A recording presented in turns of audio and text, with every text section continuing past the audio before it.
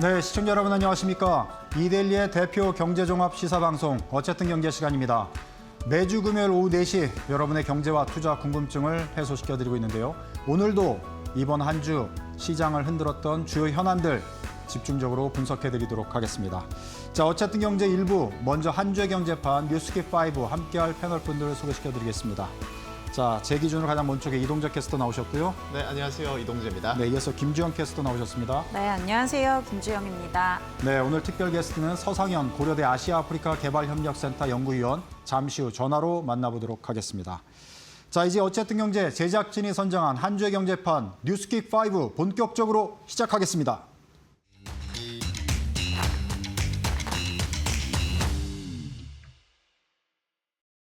네, 이번 한 주 우리 시장에 큰 영향을 미친 경제 현안들 중에 저희 어쨌든 경제 제작진이 선정한 5가지 가장 큰 뉴스 보여드리도록 하겠습니다. 먼저 키워드로 5가지 뉴스를 정리해봤는데요. 화면으로 보시겠습니다.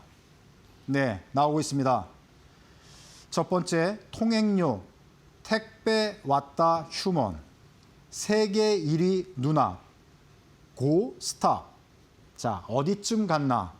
자, 키워드로는 저희가 이렇게 한번 정해봤는데요. 이 키워드 안에 깊은 뉴스와 또 분석들이 저희들이 준비를 했고요. 하나씩 설명을 해드리도록 하겠습니다. 자, 먼저 통행료 어떤 소식인지 큰 화면으로 보시겠습니다. 네. 자, 중동이 지금 2주간의 휴전으로 들어갔는데 휴전 같지 않은 휴전인 거 여러분들 많이 아실 겁니다. 지금 호르무즈 해협 통행료가 가장 큰 이슈가 될 텐데 자, 이란이 호르무즈 해협의 통행료를 받겠다고 그러고 있는데 이거 혹시 지금 미국 트럼프가 나서서 받는 거 아니냐 이런 지금 우스꽝스러운 지금 상황에 대한 그림이라 보실 수 있는데 자, 관련해서 좀 자세히 좀 살펴보도록 하겠습니다.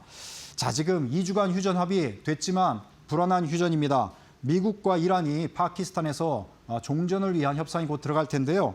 아직 그래서 희망이 있기는 합니다. 자, 급박하게 돌아가는 중동 전쟁 상황을 진단하고 향후 어떻게 전개될지 좀 자세하게 분석을 해보도록 하겠습니다. 자, 전문가 연결해서 소식을 들어볼 텐데요. 서상현 고려대 아시아아프리카 개발협력센터 연구위원 전화로 연결되어 있습니다. 자, 나와 계시죠? 네, 안녕하세요. 네, 안녕하세요. 자, 요즘 뭐 계속 바쁘게 보실 텐데 자, 또 급박하게 돌아가고 있어서 우리 서 박사님 전화로 긴급하게 또 연결을 했습니다. 자, 미국, 이란 간 지금 휴전 상태에 있지만 이게 휴전인지 정말 의심할 정도로 지금 상당히 긴장감이 계속 높아지고 있는 상황입니다. 종전으로 갈 것인지 아니면 다른 변수가 또 있는 건지 어떻게 될지 지금 상당히 오리무중인데 우리 박사님께서는 어떻게 전망하십니까?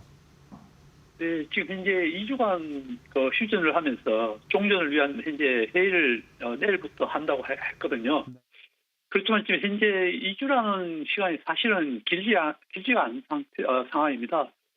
기존에 미국과 이란이 예전에도 핵협상을 위해서 핵협상을 위해서 회담을 하면 보통 몇 개월을 걸렸거든요. 그런데 지금 현재 전쟁을 하고 난 이후에 이렇게 2주간이라는 휴전 협상에서 협상한다는 것은 사실 상당한 좀 기간적으로 봤을 때는 좀 짧은 기간이고 그래서 한 45일로 일단 1차로 이렇게 이 기간을 갖다 좀 이렇게 늘릴 것이다. 이런 이제 또 전망들이 좀 나오고 있습니다.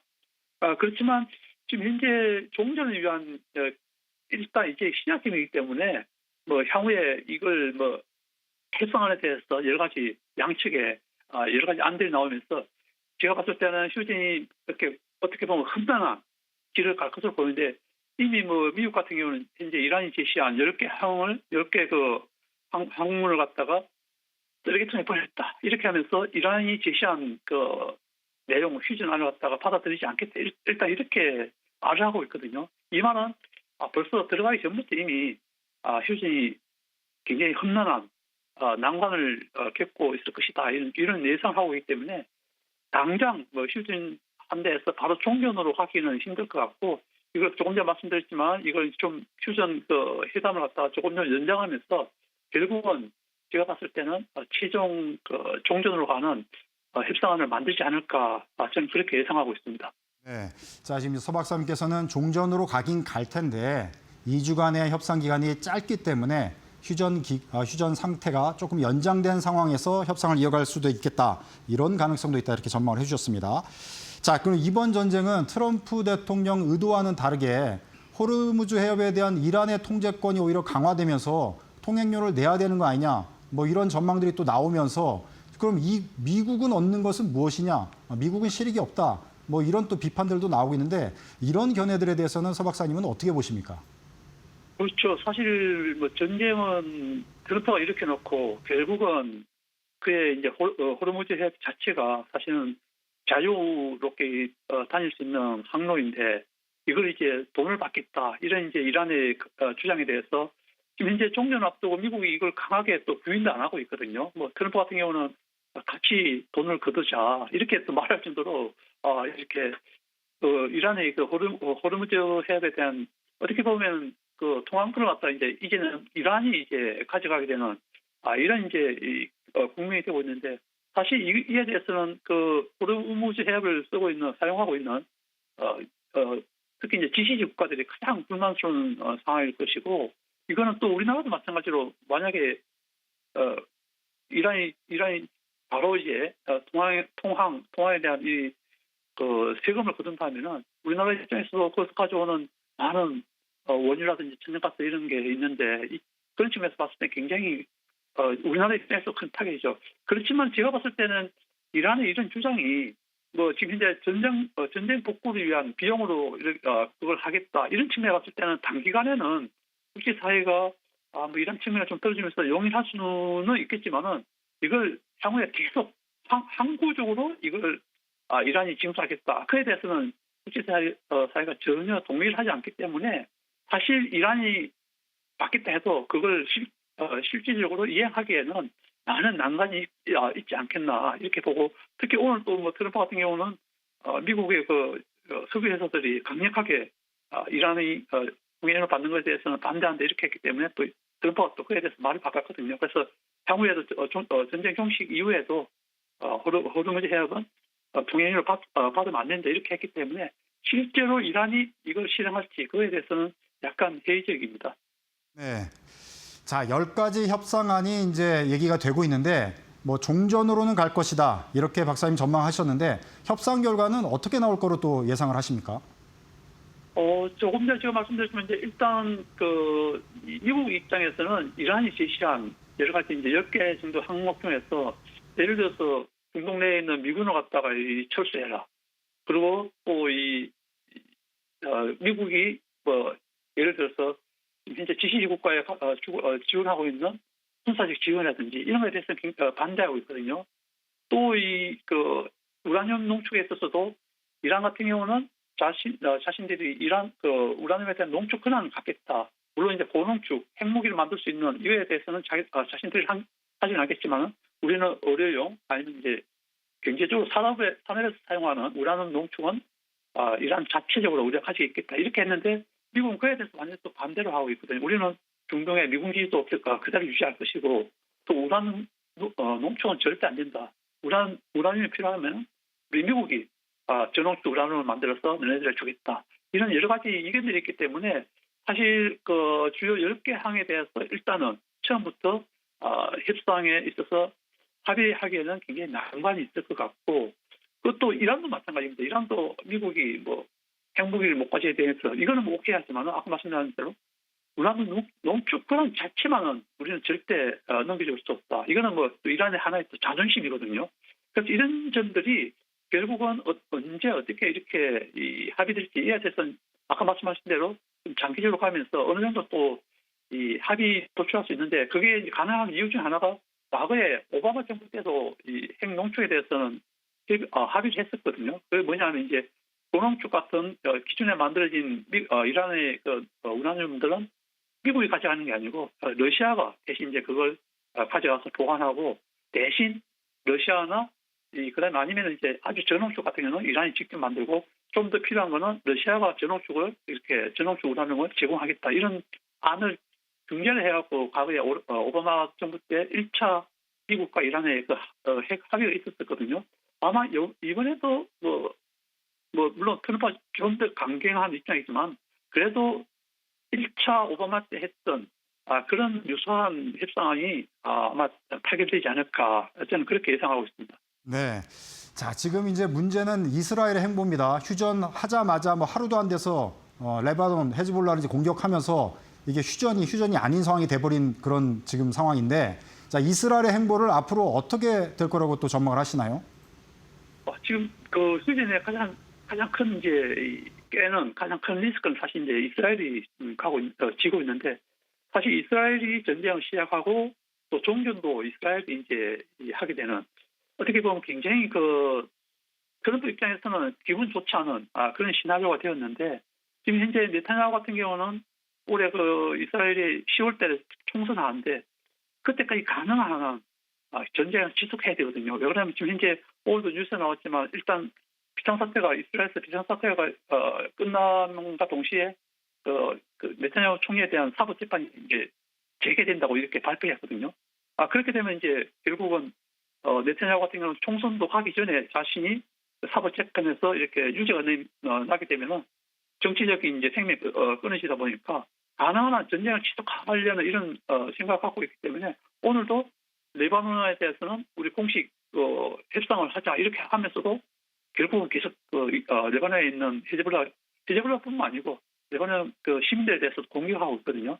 그런 측면에 봤을 때는 이스라엘 같은 경우는 결국은 지속적으로 레바논에 대한 공격은 이어갈 것으로 보이고, 그렇게 된다면 또 이란 같은 경우는 헤즈볼라가 자신들을 위해서 이렇게 싸우다가 이렇게 다시 이스라엘을 공격을 받게 됐는데, 결국은 이란도 이스라엘이 헤즈볼라를 공격하게 되면 다시 이란도 참지 못하고 이란을 공격할 수 있기 때문에 지금 현재 미국과 이란 간의 이 회담을 통한 휴전의 가장 큰 리스크가 네타냐후, 즉 이스라엘의 레바논 공격일 것으로 이렇게 생각됩니다.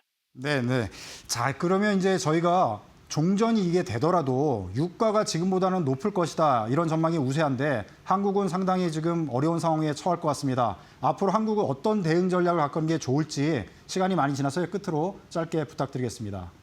네, 지금 현재 유가는 뭐 정상으로 돌아오기는 힘들 것 같고, 그렇다면 이제 또 호르무즈 해협이 언제든지 또 막힐 수 있는 종전이 안 된다면 막힐 수 있기 때문에 일단은 공급망을 좀 다변화해야 될 것 같습니다. 지금 현재 우리가 중동에 거의 한 70%를 의존하고 있는데, 미국이든 아니면 아프리카 일부 국가들도 산유국이 있고 전력가스 생산되는 국가들이 있거든요.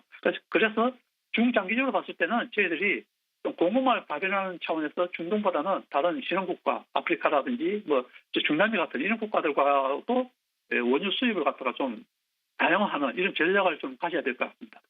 네, 수고하셨습니다. 여기까지 듣도록 하겠습니다. 지금까지 서상현 고려대 아시아 아프리카 개발협력센터 연구위원과 함께 중동전쟁 현황 그리고 앞으로 전망까지 자세하게 분석해 드렸습니다. 자, 첫 번째 소식은 이렇게 마무리를 하고요. 자, 두 번째 어떤 소식인지 화면으로 보시겠습니다. 네. 2026 기아 인베스터 데이가 있었습니다. 여기서 어마어마한 내용을 발표를 했거든요. 기아가 앞으로 자율주행 로봇을 공장에도 도입을 하고 기존의 앞선 내용들을 이제 연도와 내용을 구체적으로 밝힌 게 되겠습니다. 자, 관련해서는 김주영 캐스터가 자세히 전해 주실까요? 네, 어제 기아의 2026 인베스터 데이가 있었습니다. 여기서 중장기 성장 전략을 제시했는데요. 2030년까지 글로벌 완성차 점유율을 4.5% 목표로 제시했고요. 또 향후 5년간 총 49조 원을 투입하겠다고 밝혔습니다. 기존 계획보다 7조 원이 늘어난 규모이고요. 또 이 중에 40% 이상을 자율주행이나 로보틱스와 같은 미래 사업을 중심으로 투입하겠다라고 밝히면서 기술 경쟁력을 끌어올리겠다는 기아의 의지를 확인할 수 있었습니다. 판매 목표도 제시를 했는데요.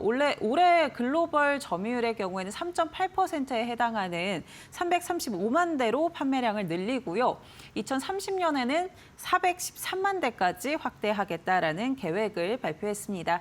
이를 위해서 전기차 확대와 함께 하이브리드 SUV를 중심으로 시장 공략에 나서겠다라는 입장을 밝혔는데요. 자율주행의 경우에는 단계적으로 고도화하겠다라고 이야기를 내놨고요. 로보틱스의 경우에는 앞서 현대차에서 2028년부터 자회사인 보스턴 다이나믹스에 아틀라스를 투입하겠다라고 예고를 했었는데, 기아의 경우에는 2029년 하반기부터 미국 조지아주 공장에 투입하겠다라고 예고를 내놓은 상황입니다. 기아 오늘 주가 어떻게 이어졌는지 흐름들 같이 한번 체크해 보시면 좋을 것 같습니다.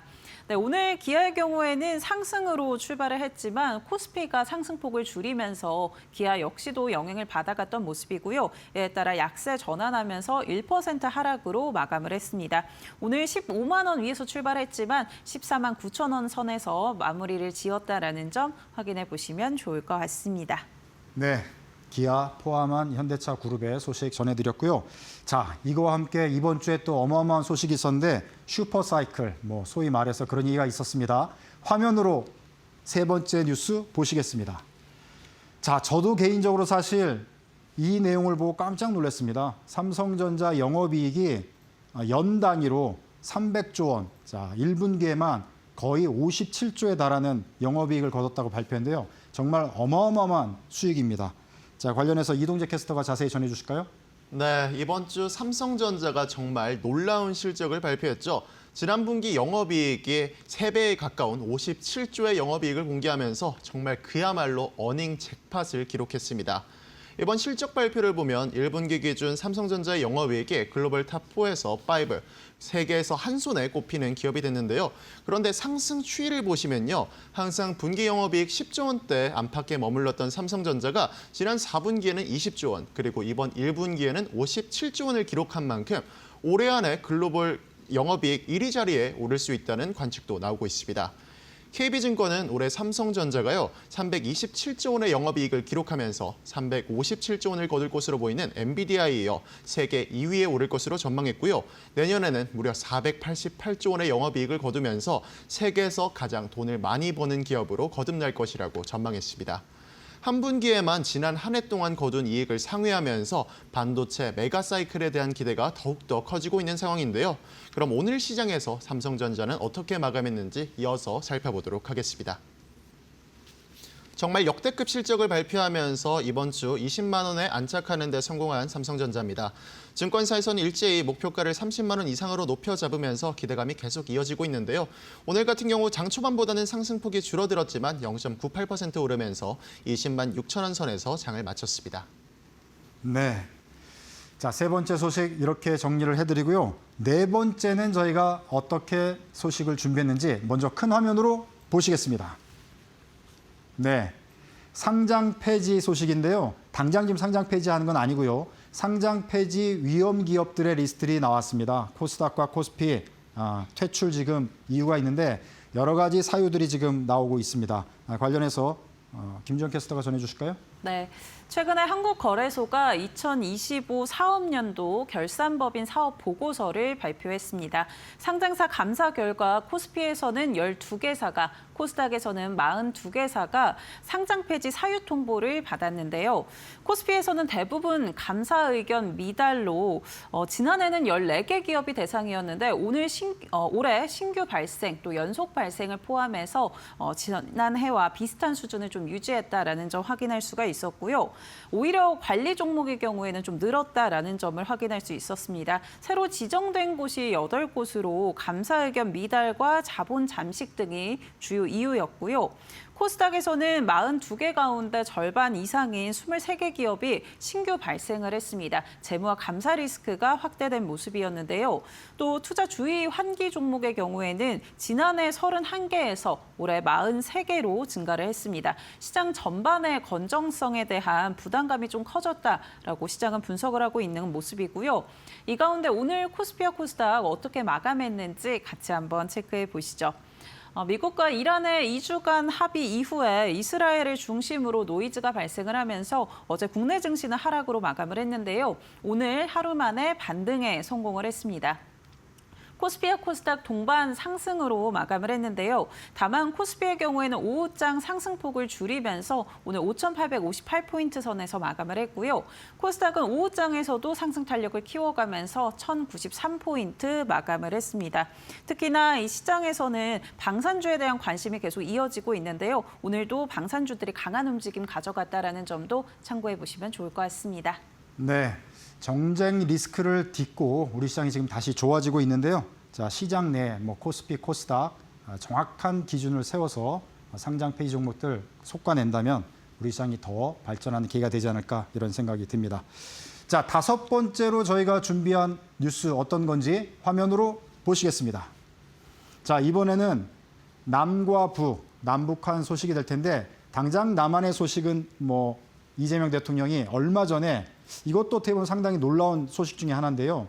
무인기 사고가 있지 않았습니까? 남한에서 이제 북한을 보내서 그건 이제 전 정부 얘기이긴 하지만 이걸 이재명 대통령이 유감 표명을 했고 이에 대해서 북한은 뭐 좋은 얘기였다 이렇게 좀 받아들이긴 했지만 바로 다음 날 또 미사일을 쏘면서 다시 또 긴장감이 조성이 되고 있습니다.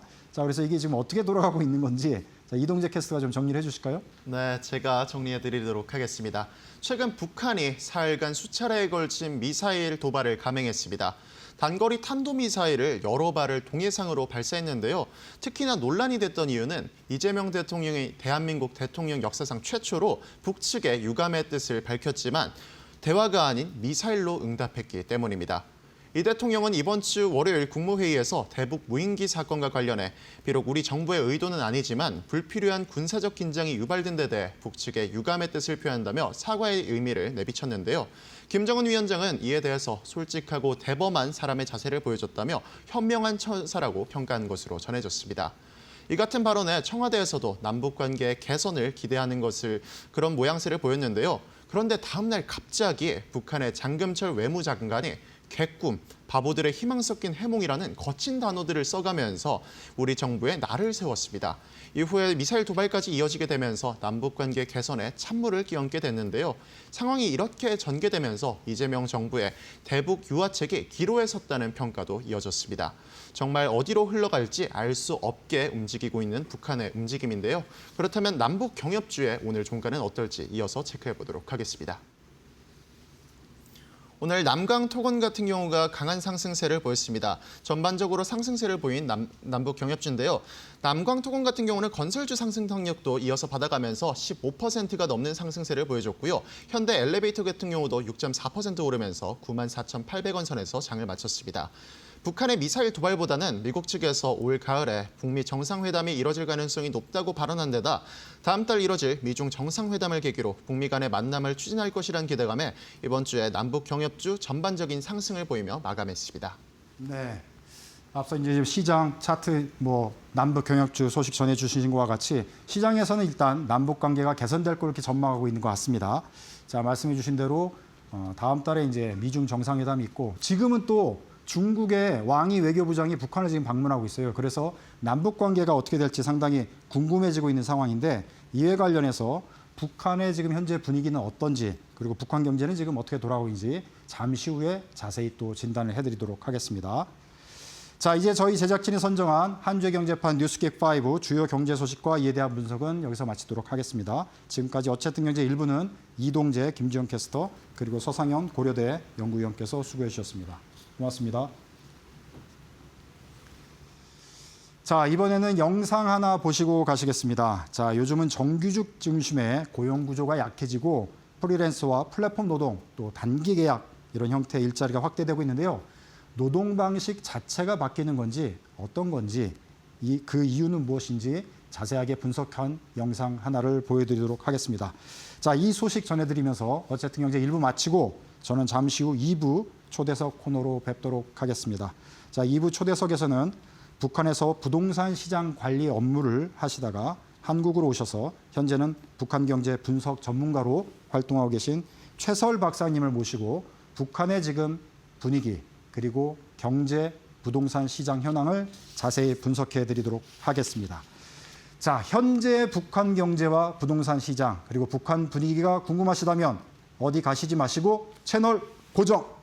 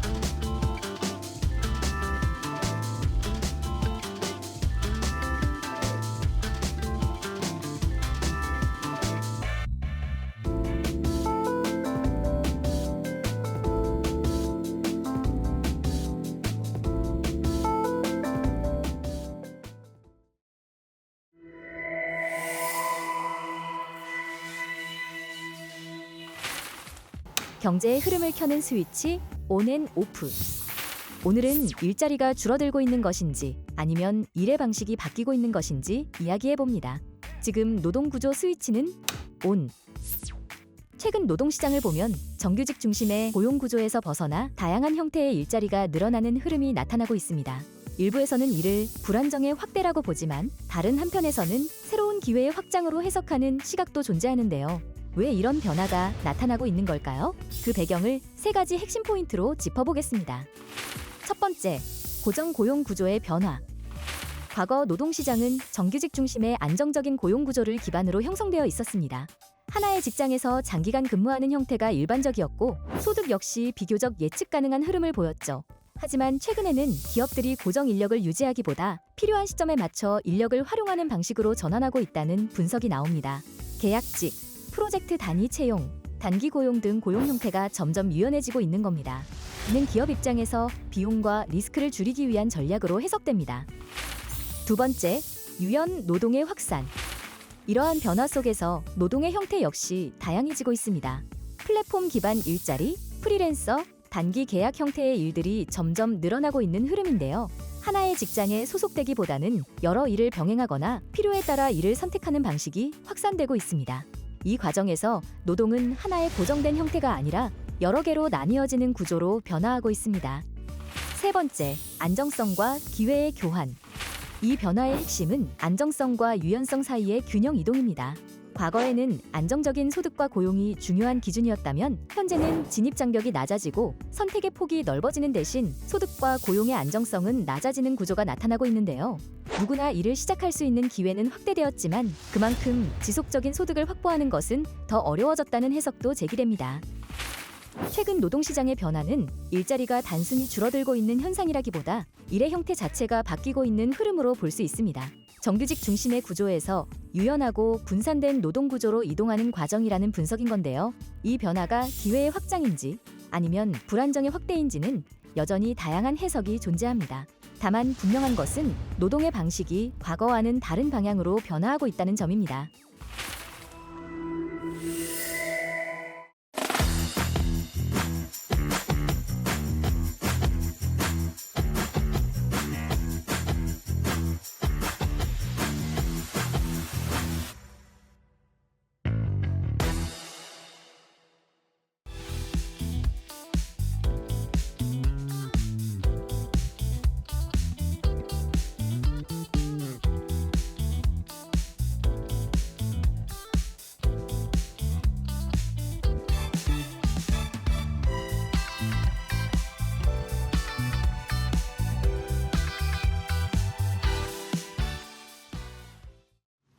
네, 어쨌든 경제 2부 초대석 시간입니다. 지난 몇 년간 남북 관계는 꽁꽁 얼어붙어가지고 해결 기미가 전혀 보이지 않는 그런 상황이었는데요. 가장 최근에 뭔가 남북 관계가 변화의 기미가 포착되고 있습니다. 그래서 이제부터는 북한 상황 좀 예의주시하면서 살펴봐야 되지 않을까 이런 생각이 드는데요. 자, 지금 뭐 남북 경협주도 시장도 그런 포착의 기미를 보여주고 있습니다. 그래서 북한 현재 분위기와 북한의 경제 그리고 부동산 시장까지 좀 자세히 살펴보는 시간 마련했습니다. 자, 도움 말씀 위해 최서울 북한대학원대학교 심연북한연구소 연구위원 나오셨습니다. 네, 안녕하세요. 안녕하십니까. 자, 이제 본격적으로 제가 좀 질문을 드리기 앞서서 이제 우리 최 박사님은 이제 북한에서 오셨기 때문에 관련해서 조금 더 소개를 해주시면 우리 시청자분들 조금 이해를 가지고 다음 얘기를 또 잘 이해를 해주실 수 있을 것 같아서요. 어떤 계기로 인해서 또 북한에서 이렇게 한국으로 오시게 됐는지 간단하게 좀 설명을 해주시죠. 네. 저는 북한에서 평범한 여성이었고 1994년 이후 누구나 다 장마당에서 생계 활동을 한 것처럼 부동산 시장 그리고 외화벌이 물류 담당 공적 직업으로 몇 년간 일을 하다가 당시 구 가정에서 정지영 회장 가장 기업가의 모델이었습니다. 나도 한국에 가서 여성 자본가가 되고 싶다. 그래서 한국으로 오게 된 계기의 하나가 되었고요. 한국으로 왔지만 모든 금융 용어 그리고 언어의 차이가 너무 심해서 남북을 아우르는 공부를 해서 중개인으로 역할을 해야 되겠다 해서 지금은 학자의 길을 걷고 있습니다. 네. 자, 그렇게 해서 그러면 2011년에 한국에 오신 거예요? 네. 2011년에 이제 한국에 오셨고, 그럼 한국에 오신 이후에는 주로 어떤 활동과 연구를 하시면서 지금 또 어떻게 지내고 계신지 보여줍니다. 아무래도 제가 북한에서 그 시장 관련 업무를 네. 많이 경험을 하다 보니까 이걸 일원으로 접목을 해서 네. 북한 실물 경제를 연구하거나 요성을 연구하거나 네. 이걸 책으로 내는 기자, 작가, 네. 대학 강사로도 활동을 하고 있습니다. 네. 그래서 사실 이제 북한 경제 또 부동산 관련해서도 네. 어떻게 보면 정통한 소식을 한국에 전달해 줄 수 있는 한국 사람들이 또 이해하기 쉽게 이렇게 말씀을 해주셔서 저희가 이제 오늘 모셨는데요. 자, 이런 상황에서 지금 미국 이란 휴전 소식이 전해진 이후에 그래도 이제 또 미중 정상회담이 열리기 때문에 남북 관계가 좀 해빙 분위기를 하지 않겠냐 이런 기대감이 있었거든요. 그렇게 된 상황인데 북한은 또 갑자기 미사일을 발사했어요. 그래서 북한의 지금 이런 미사일 발사의 징후는 우리가 어떤 신호로 해석을 해야 되는지 또 최 박사님께서 어떻게 보시는지 먼저 여쭙고 싶은데요. 우선 미국의 관심을 끌고 싶은 네. 이런 목적이 아닐까. 네. 여기로 접근해 본다면 다음 달 중국에서 미국 네. 대통령과 네. 중국 시진핑의 정상회담이 이루어지고 여기서 이때 북한의 입장에서는 사전에 전제감을 드러내서 네. 협상 환경에 자국의 영향을 미치려는 이런 전략적 포석이 있지 않을까 네. 이렇게 해석할 수 있고요. 예를 든다면 북한이 단거리 탄도 미사일에 실어서 위력을 실험한 그 접속탄이 최근 중동 네. 전쟁에서 네. 이란이 이스라엘을 네. 타격시킨 그 네. 포탄이거든요. 네. 이와 연장선에서 지난 9일 어제입니다. 왕이 중국 외교부장이 평양을 방문한 것도 어떻게 보면 하나의 그 여인으로 연결시켜 볼 수 있는 부분이라고 볼 수 있는데요. 네. 최선희 외무상과 중국 왕이 외교부장이 회담에서 양국은 전략적 소통과 협력을 강화하기로 합의했다. 네. 여기에 유의할 필요가 있어 보입니다. 네. 자, 일단 핵심은 미국의 관심을 확 끌기 위해서. 그렇죠. 예. 자, 미중 정상회담을 앞두고. 자, 그럼 이제 남북 관계로만 좁혀서 보면요. 이재명 대통령이 그 무인기 보낸 거에 대해서 유감 표명을 했고 김여정이 이제 좀 유화적인 또 멘트를 받아줬잖아요. 그렇습니다. 예. 그래서 남북 관계의 어떤 해빙 분위기의 전초 느낌을 가질 수 있는 것 같은데 그런 메시지는 또 어떻게 우리가 해석을 하면 좋을까요? 그게 앞서 제가 말씀드린 것처럼 연장선에서 전략적 포석은 깔아놓고 네. 예, 북미 회담 이걸 깔아놓은 상태에서 남북 관계는 조금 더 주도권을 가져오겠다. 네. 항상 북한이 이중적인 이 메시지가 네. 아닙니까? 네. 군사적 긴장을 활용해서 어떤 남북 관계라든가 북미 관계라든가 네. 우리가 먼저 주도권을 가져오겠어. 이런 네. 것으로 저는 접근하면 어떨까 싶어요. 네. 전체적으로는 어쨌든 과거 몇 년과는 좀 다른 남북 관계로 갈 것으로 이렇게 보시는 거죠. 지금 현재 상황을 볼 때. 적대 국가, 두 개 국가 얼마나 긴장했습니까? 네. 그렇지만 김여정 그 중앙당 부장이 언뜻 비쳤단 말이죠. 네. 그래도 이재명 대통령이 그 무인기 관련 네. 사과에 대해서는 긍정적인 반응을 보인 것은 나름대로 요지 해석을 두었다. 네. 남북 관계 앞으로 북미 관계가 어떻게 되냐에 따라서 다시 말하면 대북 제재의 완화에 따라서 네. 남북 관계도 다시 그림을 그릴 수 있어. 이런 시그널을 전 준 것이라 보거든요. 네. 자, 뭐 너무 앞서가는 얘기일 수도 있겠지만 남북 관계가 다시 조금 개선되고 좋아진다면 한국 입장에서는 또 여러 가지 관심을 가질 수 있는 영역들이 있지 않습니까? 북한의 어떤 분야들을 우리가 좀 관심 있게 더 유심히 지켜보면 좋을지 또 경제 전문가 입장에서 좀 말씀해 주시면 도움이 될 것 같습니다. 예, 제가 다는 모르겠지만 제가 가장 인상 깊은 것이 이제 그 북한의 축구 네. 팀이 수원에 네. 오는 걸로 알고 있습니다. 네. 물론 남북이 서로 주도한 이런 축구 경기는 아니겠지만 그래도 앞으로 남북 관계가 문화체육 교류부터 점진적으로 재개될 가능성은 보여준다. 네. 저는 이렇게 접근하면서 물론 신냉정구도 한반도의 지정학적 요인 이걸 고려한다면 장기적으로도 개성공단 수준의 남북 경협은 어렵겠지만 네. 그래도 현 정부의 어떤 적극적인 남북 관계, 그 네. 평화적인 무드에 한해서는 네. 가능성은 보이지 않을까 이렇게 네. 보고 싶습니다. 네. 당장 이제 과거에 우리가 개성공단 한 것처럼 뭐 엄청난 규모의 협력이 이루어지기는 어렵겠지만 어느 정도의 물꼬는 트여서 협력 관계가 만들어질 수 있는 계기는 현 정부에서 충분히 만들 수 있을 것 같다. 네, 예를 들면은 그 평화 경제 특구가 지금 네. 조성되고 있는 게 저는 정말 긍정적이라고 네. 생각하거든요. 경기도 포천, 파주 네. 세 개 도시, 강원도에도 평화 경제 특구가 지금 국가 예산이 투자돼서 잘 되고 있는 것이 네. 이게 정말 앞으로 어떻게 보면 미리 남북 경협을 지금 설계하고 있는 네. 현 정부의 그 긍정적인 사업, 저는 이렇게 평가하고 싶고요. 네. 이와 연결해서 북한도 역시 본다면은 2024년부터 지방발전 20숭 이 발전의 모델로 한국과 적경지인 김화군을 지역경제 발전 표준 네. 모델로 하고 있단 말이죠. 네. 그러니까 어떻게 보면 남북이 지금 접경 지역을 남북 경협의 모델로 앞으로 선망할 수 있는 준비 사업을 하는 게 아닐까. 네. 너무 앞서 나가는 것 같지만 그래도 물론 나선 경제 특구가 자리하고 있지만요. 작년에 원산 갈막 특구 그리고 백두산 일대 이것도 관광지구로 엄청나게 끌어놓지 않았습니까? 여기에 북한이 외화 창구로 활용하는 데 추진하고 있지만 이게 한계가 있습니다. 네. 러시아 관광인, 중국인 관광인이 가고 있지만 투자 대비 볼 게 없답니다. 서비스 어떤 그런 여러 가지 그 자유적인 활동이 제한되나 봅니다. 그렇게 매력을 주지 못하고 있는 상황에서 나만의 관광 운영 경험이라든지 서비스 콘텐츠 마케팅을 북한의 지식 산업 같은 걸 먼저 제공해 주면은 우리가 이상적인 그러니까 중앙 정부 간 협력보다는 저는 이런 지식 산업을 대학 간 남북 대학 간 MOU를 체결해서 비정치적인 교류 방식을 도입하는 것도 평화적인 방법이 아닐까 싶어요. 네, 너무 이제 정부 대 정부 이거보다는 그렇죠. 좀 낮은 단계에서 아래서부터. 쉽게 할 수 있는 분야부터 물꼬를 터가는 게 남북 관계를 더 발전시키는 데 도움이 될 것 같다. 그러니까 이렇게 기초적인 준비가 될 것 같다. 이렇게 봅니다. 알겠습니다. 자, 제가 이제 궁금한 것도 여쭈기도 하지만 또 우리 최 박사님 전공 분야이기도 하시고 뭐 그래서 이제 여쭤보는 건데요.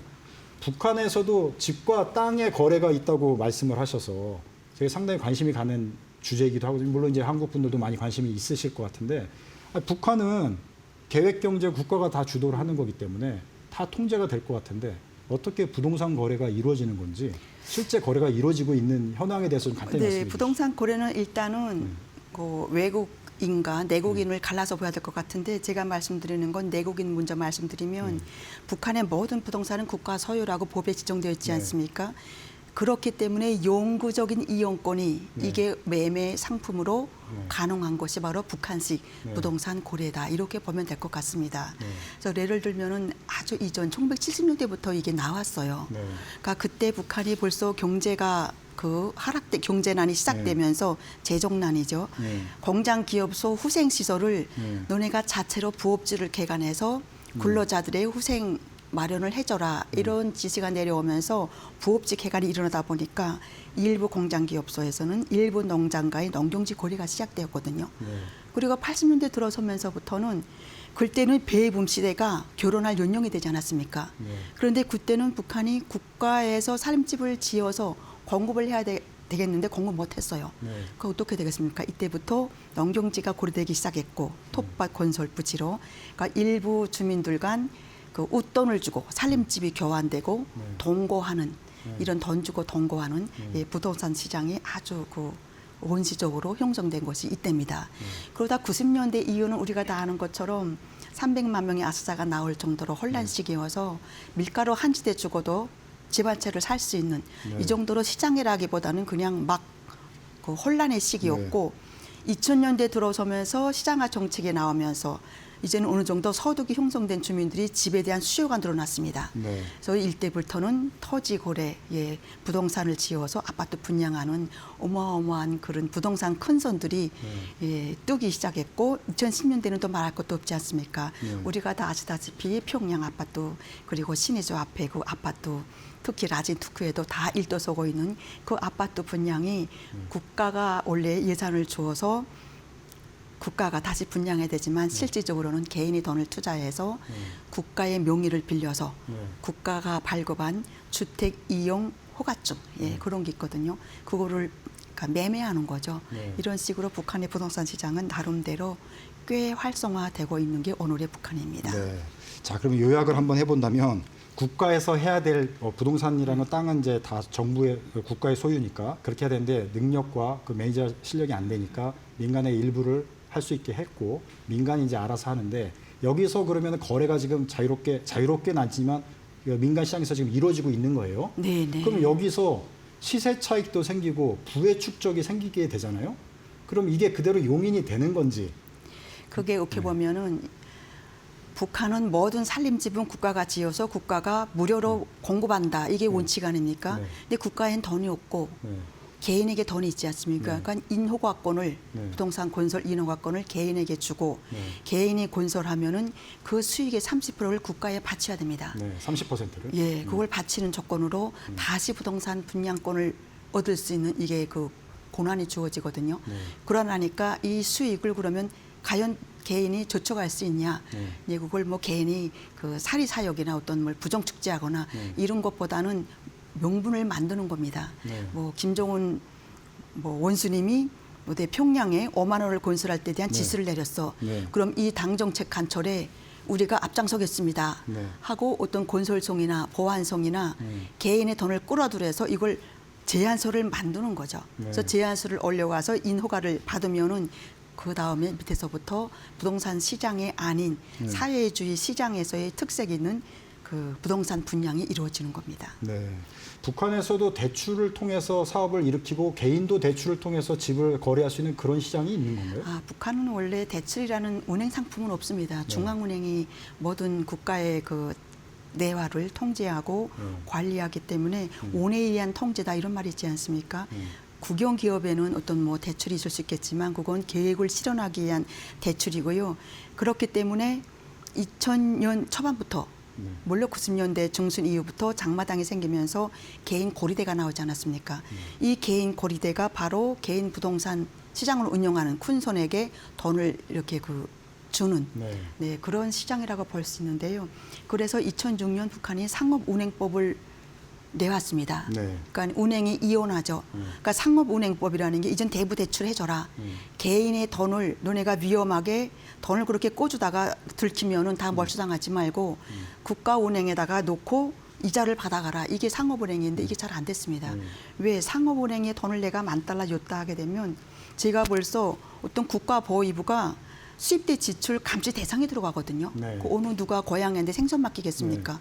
그래서 상업은행도 원활하게 되지 못하니까 결국은 사금융 시장이 음성 거래로 이루어지고 있는 것이 오늘의 북한의 대출 상품이다. 이렇게 보시면 될 것 같아요. 네. 그러니까 이제 은행 대출 제도로 활성화되는 건 아니고 네, 개인 그렇죠. 고리대금업자들이 많이 있는 그럼 거네요. 암시장이다 이렇게 네, 보시면 됩니다. 암시장으로. 예. 자, 그러면 한국 사람들은 그 뭐 쉽지 않을 것 같은데 중국이나 러시아 같은 곳에서 북한 부동산 시장도 외국인들이 이렇게 투자를 하고 이런 시스템이 돌아가는 건가요? 어떻게 됩니까? 그게 아직 공식적으로 발표된 건 없어요. 그런데 그 저는 그 기자 생활을 오래 하다 보니까 그 정보를 입수한 데 비하면 그 신의주 가게 되면은 꽤 큰 고층 아파트가 일어섭니다. 네. 여기 단동에서 보면 둥그런 아파트도 있는데요. 거기 카지노라는 그 일련의 주장도 있겠지만 확인이 안 됐지만 일단 그 숱한 부동산이 네. 중국의 일부 자본이 들어가서 아까 제가 말씀드린 것처럼 이용권이 매매되니까 환수할 수 있는 겁니다. 네. 그래서 일부적인 해외 자원은 투자되고 있다. 이렇게 보시면 될 것 같아요. 그 일부 그런 창구는 있다. 네, 네. 자, 그러면 민간에서 어떤 개인이 고리대금으로 뭐 돈을 크게 벌든 아니면 부동산 뭐 집을 거래해서 큰 돈을 벌든 그러면 정부에서 이거 가만둘 것 같지 않다는 생각이 들거든요. 북한 정부 입장에서. 그러면 이걸 어떻게 뭐 적절히 뭐 세금 제도로 해서 환수를 하는지 어떤 이유로 인해서 몰수를 해버리는지 어떤 식으로 돌아가나요? 아, 부동산 아파트 뭐 한 동을 지었다. 그 아파트를 해서 무상몰수하는 건 아니고 네. 북한도 나름대로 이 사람을 어떤 숙청하되 갔던 명분을 만듭니다. 네. 뭐 예를 들면은 이 사람이 아파트 분양을 하려면 이 기초부터 뭐 국토부에서 토지를 받을 때부터 엄청난 자본이 들어가는데 네. 이 자본의 출처가 어디서 왔냐 네. 할 때에 이게 어떤 뭐 우리가 한국은 적대국이라고 하기 때문에 네. 이런 연줄이 확인되면은 어떤 정치적으로 걸어서 그 무상몰수하는 게 그 사람의 이루어놓은 어떤 살림집까지 네. 가상까지 싹 다 몰수하는 이런 부작용이 일어나기 때문에 북한의 경제가 아직도 그 시장화가 되어 있다 이렇게 설명하기는 이른 것 같습니다. 네. 그러니까 부를 축적하더라도 불안한 축적이 되겠네요.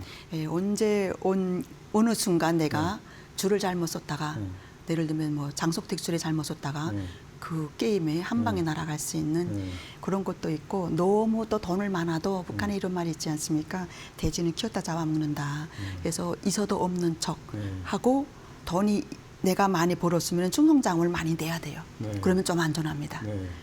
이게 좀 안타까운 부족 같아요. 네. 이 한국에서 볼 때는 궁금한 게 북한 경제가 어렵다 하는데 계속 유지가 되잖아요. 붕괴는 되지 않잖아요, 지금. 어떻게 경제가 지금 돌아가서 계속 유지가 되는 건지 그 과정을 좀 설명해 주면 또 좋겠습니다. 그게 저는 그렇죠. 왜 북한이 아직도 붕괴되지 않을까? 네. 아마 붕괴됐다면 1990년대 중순 그때 정말 무너지는 줄 알았어요. 네. 저는 북한에 있을 때게. 네. 그때는 막 그 고압선 있지 않습니까? 네. 고압선도 막 끊어서 밀가루하고 바꿔먹고 밀수로 나가고 이랬거든요. 그런데 그래도 그 회피 정책이라고 많이 남포항으로 들어오면서 이와 동시에 2000년대 들어서서 북한이 장마당을 비공식 장마당을 종합시장으로 제도화했거든요. 그리고 기업에게도 자율성을 주었기 때문에 이 시장을 관리 가능한 수준으로 허용을 해서 어떤 세금 원천으로 만들었다가 이 시장이 너무 자본주의로 지금 확장돼서 체제가 좀 침식될 우려가 있다 하게 되면은 우리가 다 아시다시피 2009년도 화폐 개혁처럼 그렇게 개인의 장롱에 저축한 돈을 거의 무상이다시피 몰수하는 이런 정책으로 인해서 시장을 옥죄버리는 이런 옥죄와 장려를 반복하면서 북한 경제는 계속 유지되고 있다. 그리고 특히 가장 중요한 거는 북한과 중국이 인접했지 않습니까? 근데 중국에서는 인력 자원이 엄청나게 수요합니다. 특히 북한 노동자를 많이 오네요. 일을 잘한답니다. 어떤 인가공이라든지 뭐 IT 저력 인력이라든지 얼마나 많이 나갑니까? 중국으로. 그렇게 많이 인력으로 나가서 3년 만에 거의 10만 명으로 알고 있는데요. 그 작게 잡아서 5만 명이면 5만 명이 계속 나간다고 하면 그들이 벌어들이는 외화. 네, 이것도 결코 적지 않아서 북한 경제가 망한다. 이건 아직도 우리가 시기상조라고 보면 어떨까 이렇게 싶어요. 자, 북한 사람들은 남한에 대해서 우리 이렇게 잘 살고 경제 발전하고 있는 거를 알고 있나요? 잘 알고 있나요? 아이고 말할 게 뭐가 있어요. 예, 한국은 뭐 어떻게 보면 드라마 붐이 일어나지 않았습니까? 저도 2002년도부터 뭐 엄청나게 한국 드라마 봤는데 물론 드라마 내용보다는 다 사람마다 다릅니다. 젊은이들은 헤어스타를 보고 뭐 저처럼 이렇게 시장에서 많이 활약하는 사람들은 한국 경제가 저렇게 발전했어? 그 배경이 있지 않습니까? 뭐 자가용 차를 타고 집을 뭐 리모델링하고 그 어떤 그 오늘의 노동자가 회사원이 내일은 사장이 되고 너무너무 발전했구나. 특히 실물 반기 뭘 발전했나가 보냐면 그 정주영 회장이 그 방북한 서대 그 식권 차가 있지 않습니까? 그 차가 아직도 있거든요. 그 차가 정말 좋습니다. 북한 차에 비해서는 한국 경제가 이렇게 발전했구나. 그리고 또 방송도 듣고 저도 라디오를 매일 듣긴 했는데 인터넷이 금지됐는데도 몰래 알 사람들은 다 아나 보죠? 그럼요. 안테나를 돌리면 한국 KBS도 그리고 한국 TV가 잘 나옵니다. 그러니까 그거를 보는 거죠. 또 외국에 나갔다 온 사람들이 야 한국이 이제는 세계적으로 10위 강국에 들어갔대. 이런 게 계속 소리 돌면서 한국에 대한 어떤 열망 우리가 왜 한국하고 지금 경제 교류를 해야 되냐 몸으로 학습합니다. 네. 자, 시간이 거의 다 돼가지고 짧게 한 20초 마무리 말씀해 주시면 될 것 같습니다. 저는 북한에서 온 그 탈북민으로서 남북 관계가 지금 경색되어 있지만 언젠가는 풀리지 않을까. 그래서 저는 고향을 북에 둔 사람으로서 남북 경제가 그 2018년 그날의 봄처럼 풀려서 북한 주민들도 남한 주민들처럼 함께 잘 사는 그날이 왔으면 좋겠습니다. 감사합니다. 네, 아이고 오늘 바쁘신데 나오셔서 감사합니다. 네. 감사합니다. 자, 지금까지 최설 북한대학원대학교 시면북한연구소 연구원과 함께 현재 북한 분위기와 경제 현황에 대해서 자세히 살펴드렸습니다. 시간이 금방 가가지고요. 자, 이렇게 방송 마쳐야 될 것 같습니다. 이번 한 주도 너무 고생 많으셨고요. 다음 주 금요일 오후 4시 변함없이 우리 경제 현안들 집중적으로 분석해 드리도록 하겠습니다. 시청해 주셔서 고맙습니다.